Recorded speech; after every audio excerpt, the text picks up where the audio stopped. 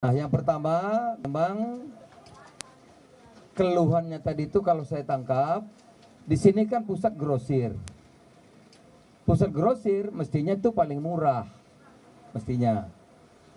Tetapi yang dijual di online itu bisa separuh harganya gitu. Betul kan, Bu? Nah, tanya. Jadi kalau tadi dibilang satu set itu dijual 120, ya, dijual langsung online itu bisa 60 gitu. Bedak tadi itu dia jual 22.000, tapi di online bisa 12 sampai 15.000. Ya, di sini orang datang, di sana ongkos pun enggak bayar lagi. Gitu. Jadi ini persaingannya kan nggak sehat kalau begitu. Inilah yang pemerintah hadir karena keluhan seperti ini sudah bertubi-tubi, hampir semua daerah memberikan laporan, oleh karena itu kita atur, kita tata, ya. Semua di negara manapun diatur, nggak ada yang nggak diatur. Ya, kalau nggak diatur, lah terus gimana kita? Ya, saya misalnya Indonesia akan ekspor kemana? Uni Eropa, diatur sama mereka. Ini yang boleh, ini nggak boleh. Kalau ini syaratnya ini. Ya. Misalnya kalau kita mau ekspor mangga aja, sampai hari ini udah puluhan tahun belum bisa. Karena mereka punya aturan, punya persyaratan. Sebentar lagi misalnya Uni Eropa akan ngatur lagi. Kopi aja diatur. Ini merusak lingkungan apa tidak, pakai pupuk apa tidak, pakai tidak, nanamnya di mana, ya kan? Yang menjamin bahwa ini tidak merusak lingkungan siapa, begitu.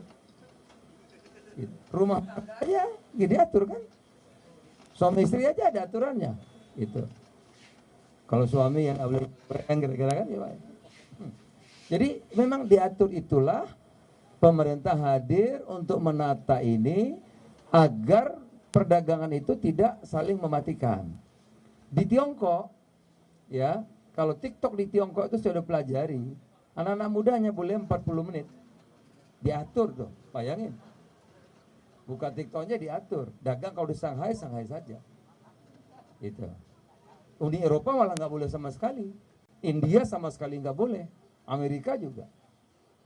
Itu. Australia nggak boleh. Banyak nggak tidak kita tidak. Kita silahkan, tapi kita atur. Jangan sampai yang dagang offline ini bayar pajak, ini misalnya enggak, ya.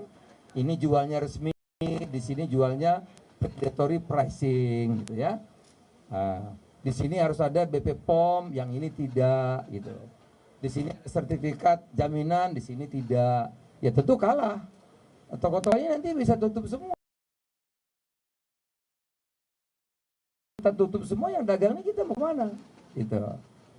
Nah, ya kan, padahal kita bisa maju kalau yang dagang ini maju, karena 90% lebih ekonomi kita itu ya toko-toko UMKM ini. Yang sekarang kami juga sedang melatih agar toko-toko ibu-ibu ini juga bisa nanti ikut jualan melalui platform digital yang adil, yang tidak predatory pricing, yang adil. Karena kalau online juga dia kalah juga. Kalau dia jual tadi 22.000, yang ini bisa jual 12.000, bayarnya 10.000. Ya kan ya Bu, gimana caranya? Nggak mungkin. Nah inilah ikhlas saudara yang kita atur. Negara juga ngatur. Kalau ada barang dari luar dumping, kita juga kenakan denda, ya Pak ya. Ya, ada undang-undang anti dumping. Jadi misalnya harga barang itu 100, kan? Diekspor ke kita cuma 50 rupiah, oh itu kita kenakan pajak bisa 300%, boleh. Nggak boleh seenaknya, itu nggak bisa. Itulah kira-kira saudara, pemerintah hadir untuk melindungi semuanya. Kita tidak nutup, silahkan. Kalau mau media sosial, kalau mau social commerce, silahkan, izinnya ada. Ya, kalau mau e-commerce, silahkan e-commerce, izinnya ada. Tapi ikuti atur, nggak bisa satu jadi semuanya, gitu. Jelas ya?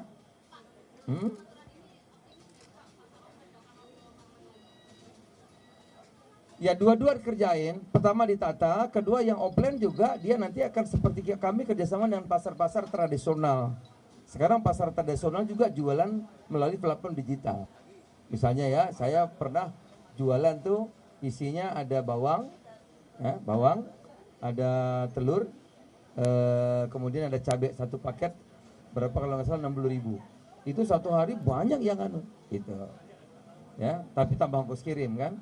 Tapi di pasar itu kan sudah banyak anunya, jadi lebih mudah sekarang ini. Artinya teman-teman yang offline ini diatur, ya. Yang online syaratnya harus sama dengan offline.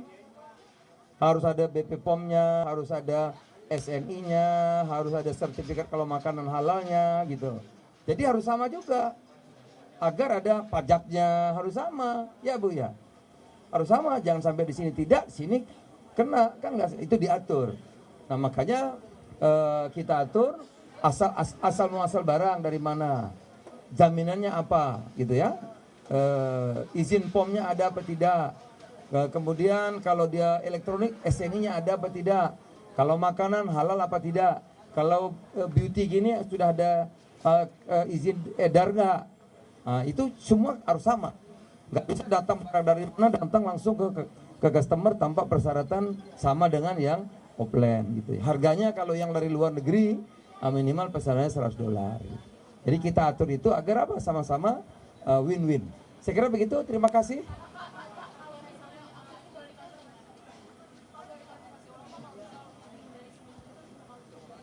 Ya tentu kita kirim surat untuk diberi negara atur. Masa kalau ini enggak, saya percaya semua akan ikut aturan, ya. Kamu enggak ada apa tadi?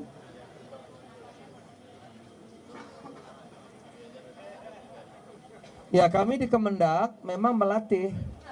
Kami temukan UMKM, marketplace, ya, retail modern, lembaga perbankan, kita temukan ekosistemnya ketemu. Jadi kalau UMKM belum mengerti marketplace, dilatih motonya, jualannya, packagingnya, dilatih. Mereka latih nggak bayar, gitu. Sehingga nanti bisa selain offline bisa juga jualan melalui online. Karena digital kan nggak bisa juga di perkembangannya akan datang tentu Bu. Nanti jualan itu juga digital itu akan sesuatu yang biasa, nggak bisa dianggap nggak ada, karena nanti akan begitu. Sekarang jual pecel aja bisa pesan kan, gitu. Jadi nanti pedagang-pedagang juga dilatih. Selain dia offline, dia juga bisa jualan online. Terima kasih. Selamat pagi. Assalamualaikum warahmatullahi wabarakatuh.